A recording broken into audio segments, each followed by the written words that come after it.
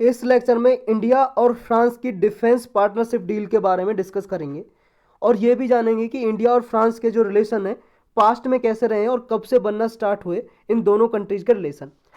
Recently इसलिए news में है, इंडिया और फ्रांस ने स्ट्रेटजिक डायलॉग में पार्टिसिपेट किया और दोनों कंट्रीज ने ये रिजॉल्व किया कि हम अपने जो डिफेंस और सिक्योरिटी की जो पार्टनरशिप है, मतलब रक्षा और सुरक्षा के क्षेत्र में जो एक दूसरी कंट्री की पार्टनरशिप है उसको एक्सपेंड करेंगे, बढ़ाएंगे, इंक्रीज करेंगे। साथ साथ दोनों कंट्रीज एक दूसरी कंट्री में इंटेलिजेंस शेयरिंग करेंगे, यानी कि जैसे मान लो जो इंटेलिजेंस एजेंसी है इंडिया की जैसे आईबी या रॉ, तो ऐसे ही फ्रांस की जो एजेंसी हैं एक दूसरी कंट्रीज़ को इंटेलिजेंस मतलब जो भी इंफॉर्मेशन है उसको शेयर करेंगे।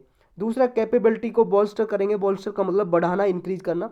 और जो मिलिट्री ड्रिल्स हैं, जो मिलिट्री एक्सरसाइज वगैरह होती हैं दोनों कंट्रीज़ के बीच में, उनको भी एक्सपेंड करेंगे, बढ़ाएंगे।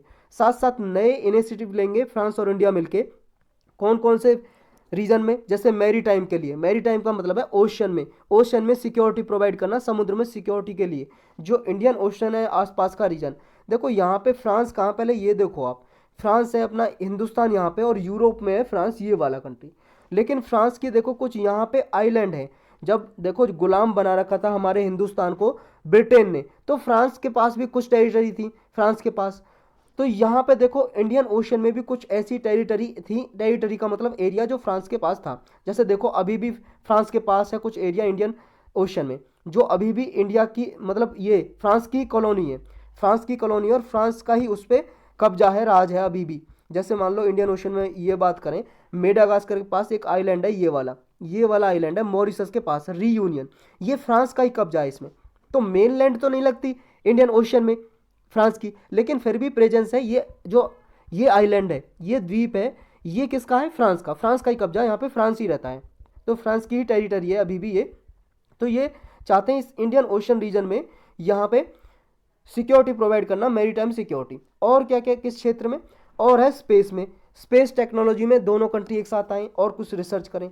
तीसरा है साइबर डोमेन, जो साइबर अटैक होते रहते हैं, साइबर क्राइम होते रहते हैं, इंटरनेट के जरिए डेटा चुरा लिया जाता है किसी का। ये जो साइबर अटैक है इनको रोकने के लिए, साइबर क्राइम को रोकने के लिए साइबर सिक्योरिटी के फील्ड में कुछ एक दूसरी कंट्री के साथ कॉपरेट करें। ये इतनी फील्ड है, ये आपको याद रखनी है पहली बात तो। अब जानेंगे देखो इस डायलॉग की हाईलाइट क्या क्या रही है और फिर बाद में जानेंगे कि बैकग्राउंड क्या, कब से इंडिया और फ्रांस के रिलेशन स्टार्ट हुए बनने। देखो इसमें सपोर्ट टू आत्मनिर्भर भारत, जो इंडिया ने आत्मनिर्भर Bharat, self reliance India, English में बोलेंगे सेल्फ रिलायंट इंडिया या आत्मनिर्भर भारत चला रखा है अभियान, फ्रांस ने उसको सपोर्ट किया। फ्रांस देखो इंडिया के साथ मिलकर डिफेंस इंडस्ट्रियलाइजेशन में साथ देगा, जॉइंट रिसर्च करेगा, टेक्नोलॉजी डेवलपमेंट करेगा, यानी कि दोनों कंट्री एक साथ मिलकर रिसर्च करेंगी, डिफेंस के लिए इक्विपमेंट वगैरह बनाएंगे हमारी कंट्री में।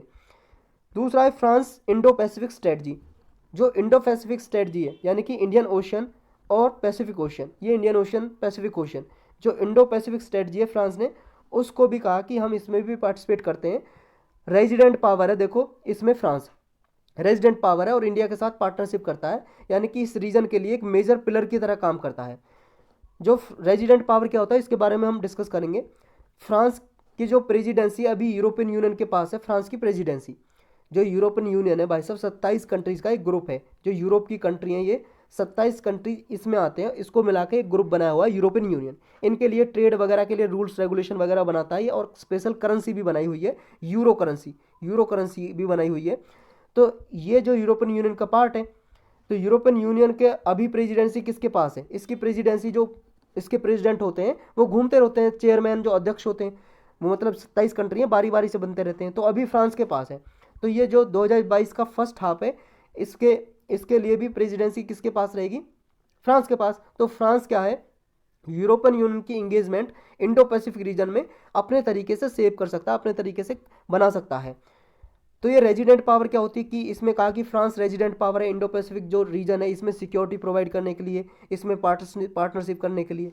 रेजिडेंट पावर का मतलब होता है ऐसी पावर जो देखो उस रीजन में टेरिटरी नहीं है, मेनलैंड उसकी नहीं आती, लेकिन फिर भी रोल प्ले करता है उसको, मतलब फोर्सफुली या कैसे भी इंटरनेशनल पॉलिटिक्स में एक तरह से एक फोर्स होती है जो उसकी पॉलिटिक्स को अपने तरीके से सेव कर सकती है। जैसे मान लो भाई साहब मान लो कोई ताकतवर आदमी है, वो ताकतवर आदमी में जैसे मान लो, सही एग्जांपल लेते हैं, जैसे कांग्रेस गवर्नमेंट आपने देखी थी पहले, मान लो कांग्रेस गवर्नमेंट के मतलब वो थे प्राइम मिनिस्टर कौन थे, अटल कौन थे यार, मनमोहन सिंह, मनमोहन सिंह थे प्रेसिडेंट, प्राइम मिनिस्टर थे ना मनमोहन सिंह, जब कांग्रेस की गवर्नमेंट थी 2014 से पहले।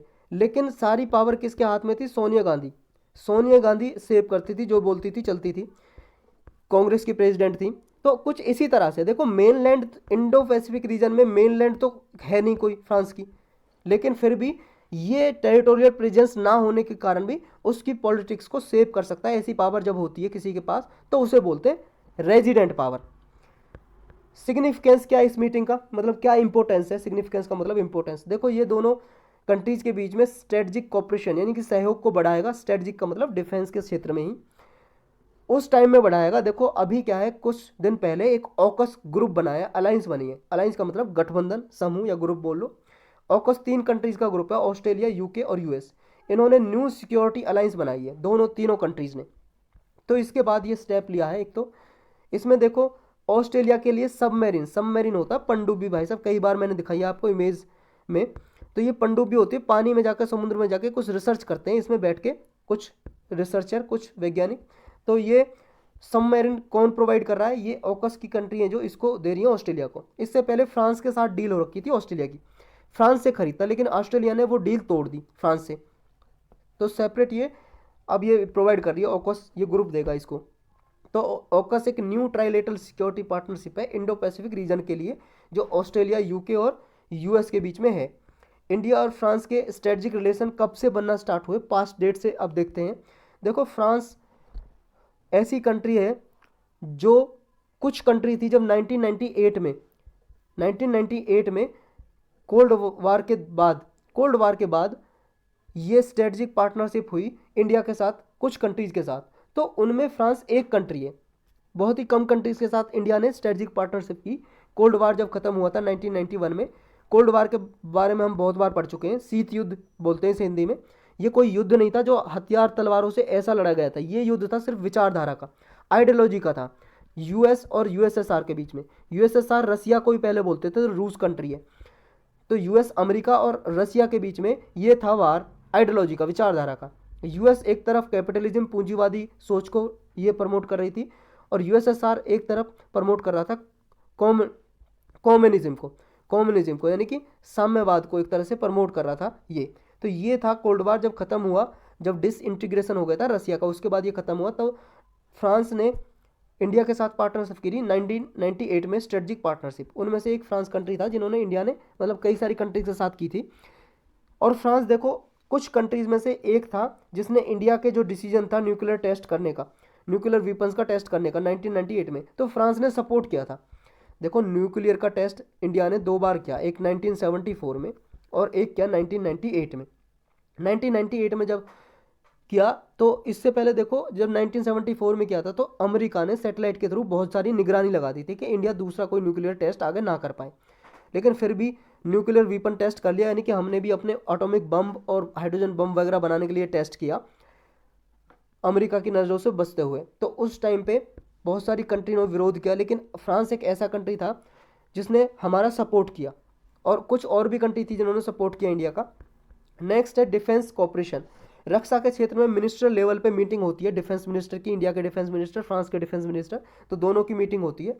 और 3 देखो सर्विसेज, 3 सर्विसेज है जो हमारी, उनकी डिफेंस एक्सरसाइज भी होती है। जैसे एक्सरसाइज शक्ति, इंडियन आर्मी और फ्रांस की आर्मी के बीच में एक एक्सरसाइज होती है जिसमें दोनों अपनी कैपेबिलिटी को शेयर करते हैं। नेक्स्ट है कि ये इंडियन नेवी और फ्रांस की नेवी के बीच में होती है एक्सरसाइज वरुण, एक गरुड़ एक्सरसाइज, ये इंडियन एयरफोर्स और फ्रांस की एयरफोर्स के बीच में होती है।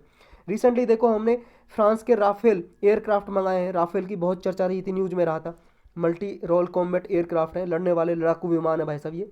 इंडिया ने देखो फ्रांस के साथ एक कॉन्ट्रैक्ट किया है कि 6 स्कॉर्पियन सबमरीन बनाने का, तो ये टेक्नोलॉजी भी ट्रांसफ़र करेगा इसमें फ्रांस हमें। तो ये इंगेजमेंट किया 2005 से चलते आ रहा, 6 पनडुब्बी बनाएंगे हम फ्रांस के साथ मिलके, और बना रहे हैं, कुछ बन चुकी हैं। 2 कंट्रीज़ ने साइन किया एक एग्रीमेंट जिसका नाम है provision of reciprocal logistic support.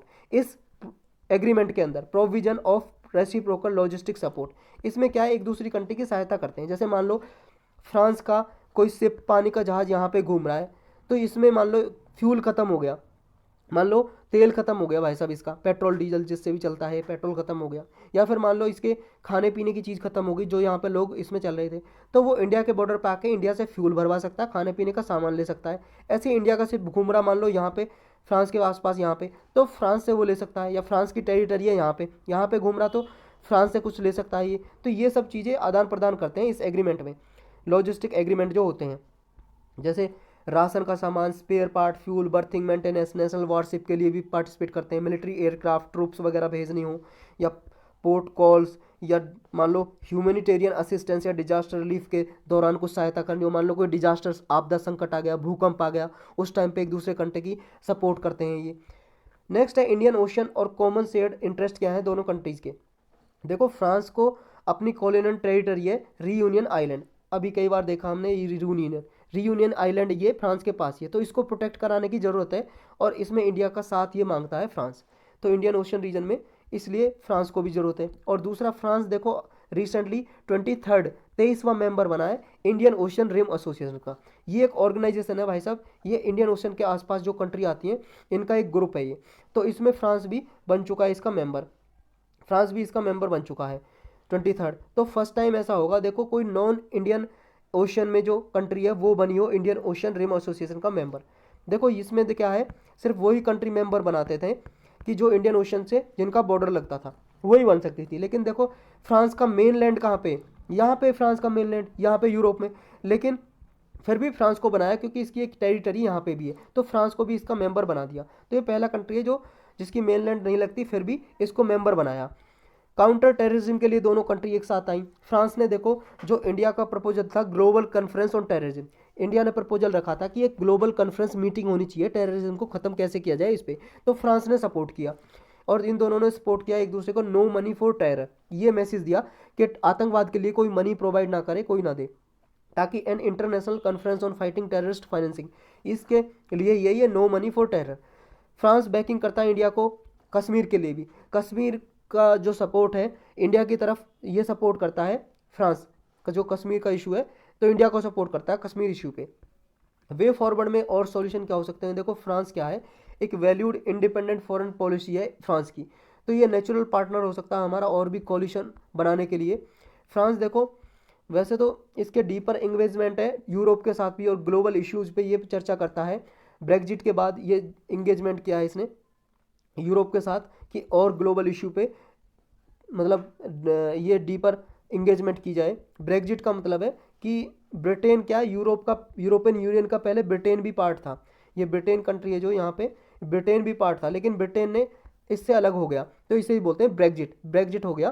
तो इसके बाद से फ्रांस रोल निभा रहा है कि यूरोप में इंगेजमेंट कैसे हो एक दूसरी कंट्री का, तो न्यू पार्टनरशिप फ्रांस के साथ, जर्मनी के साथ, और ऐसी लाइक माइंड जो कंट्री हैं जैसे जापान, इनके साथ अगर इंडिया कोऑपरेट करे, पार्टनरशिप करे, तो ये इंडिया के लिए हेल्पफुल हो सकता है और ग्लोबल स्टेज पे इंडिया का इन्फ्लुएंस दिखा सकता है इस पार्टनरशिप के जरिए। तो यही था बस इस लेक्चर में।